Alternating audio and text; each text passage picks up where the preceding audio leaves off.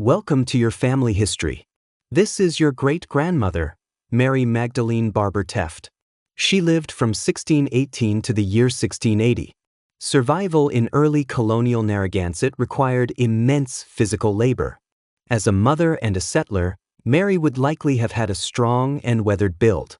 Life involved gardening, spinning wool, carrying water, and constant hearthside cooking.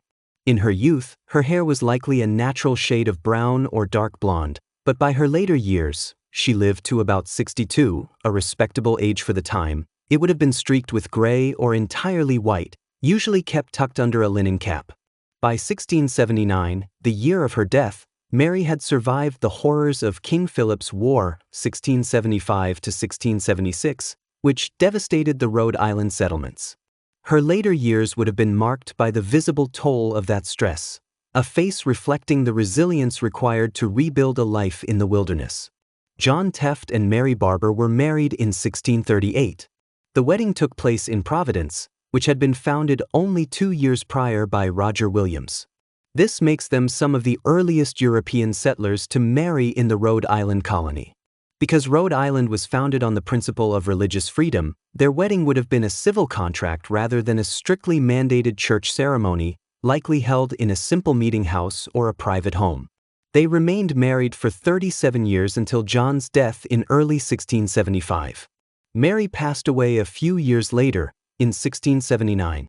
Now for some history about your great-grandfather.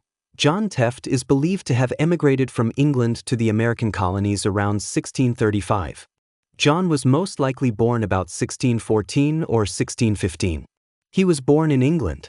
Some genealogical research suggests our family may have originated from Lincolnshire. Great-grandpa John was a resident of South Kingstown, then part of what was called Pettaquamscut. Historical accounts suggest he was attempting to find or rescue his son when he was killed. The story is, he was killed by Indians near the village of Wickford on January 26, 1675. There is a historical cemetery in South Kingstown designated as South Kingstown Historical Cemetery, also known as the John Tefft Cemetery Lot. This lot is located on what was the original Tefft homestead, near Heritage Drive and Enterprise Terrace. His grave is graves marked only with rude stones, also known as field stones. There is no stone with his name or dates on it.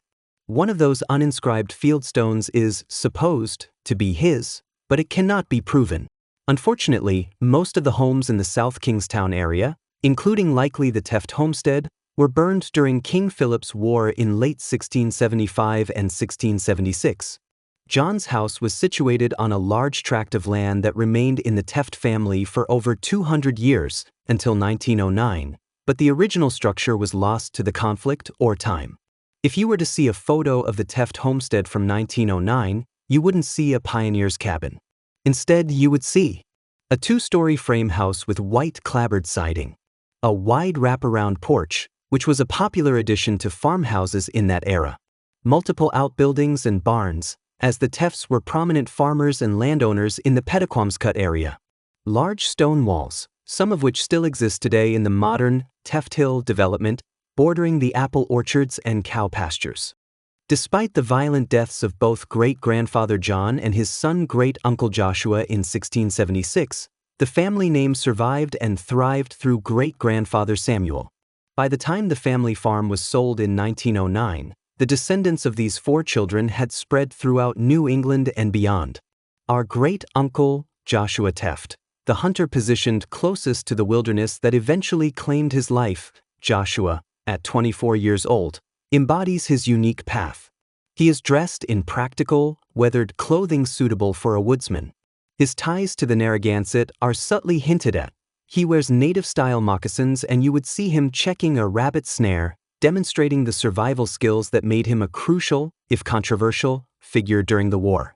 Our great-grandfather, Samuel Tefft, the farmer and landowner Samuel, at the age of 26, is shown at work, clearing brush with an axe. He represents the line of the family that established deep roots in the colony, eventually becoming a founding father of Westerly. He wears robust, sturdy wool breeches and a doublet, with his sleeves rolled up, focused on the labor of building the farm that remained in the family until 1909. Our great-aunt Tabitha Tefft, the domestic worker Tabitha, is 17 years old. She is carrying a basket of late-season root vegetables, like turnips and squashes, harvested from the family's garden. She is dressed in simple, layered 17th-century attire, with her hair covered by a linen coif. Her gaze is practical and steady, reflecting her future life raising a large family in Rhode Island. Great-aunt Mary Tefft, the spinner Mary, is 22 years old. She is shown seated at the essential tool of the colonial household, a spinning wheel. She is actively spinning wool, a task that occupied countless hours for early Rhode Island women. Like her sister, she wears modest, practical clothing, her hands busy contributing to the family's self-sufficiency.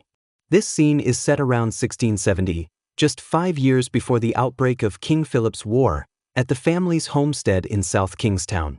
This is the calm before the storm. The relationship between the Tefft family and the local Narragansett Indians in 17th-century Rhode Island was complex and ultimately defined by the tragic events of King Philip's War. While the story is often simplified to a binary of conflict, the reality shows periods of peaceful coexistence. For at least 14 years before the outbreak of King Philip's War, the Tefft family appears to have lived in peace with their native neighbors. In 1662, great-grandfather John Tefft acquired a large tract of land in the Pettaquamscut Purchase, modern South Kingstown. His farm was located only 2 miles from the main Narragansett stronghold in the Great Swamp. Both great-uncle Joshua Tefft and great-grandpa Samuel spoke the native Algonquin language. This ability to communicate directly suggests regular interaction and a level of comfort that went beyond simple tolerance. The onset of King Philip's War, 1675 to 1676, shattered this peace and placed the Tefft family in a unique, highly controversial position.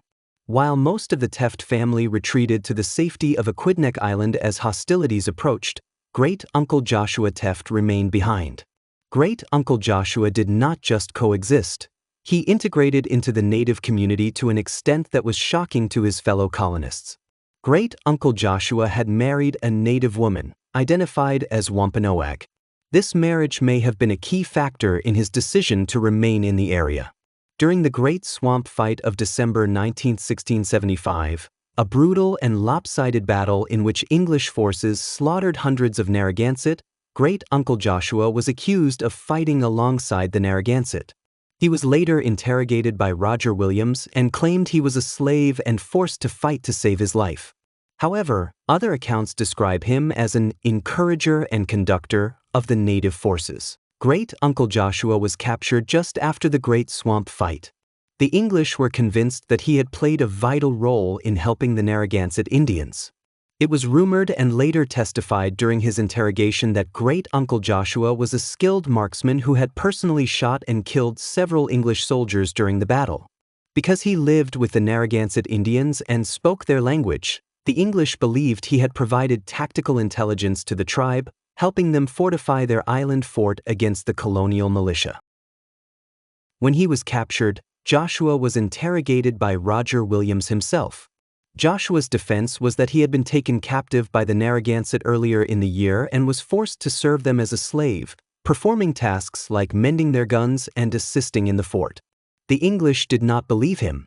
They saw his marriage to a native woman and his long-term residence among the tribe as proof that his loyalty was genuinely with the Narragansett Indians. To send a terrifying message to any other colonists who might consider defecting, great-uncle Joshua was sentenced to the most severe punishment available, to be hanged, drawn, and quartered. Hanged. He was partially strangled by hanging. Drawn. His entrails were removed while he was potentially still alive. Quartered. His body was chopped into 4 pieces. Great-uncle Joshua died as a man caught between 2 worlds. To the English, he was a traitorous villain. To history, he is often seen as a tragic figure whose cultural ties to his wife's people made him a target during a time of extreme racial and religious paranoia. Ironically, his father, John Tefft, was killed by the very tribe Joshua was accused of leading, making the family's role in the war a double tragedy. Joshua was executed at Smith's Castle in Wickford, Rhode Island, in January 1675-76. It is widely believed he was buried in an unmarked grave near the site of his execution. This concludes part 1 of this series. Please like and subscribe for more Rhode Island ancestry history. Don't forget to leave a comment below. Thank you for watching, and we will see you soon.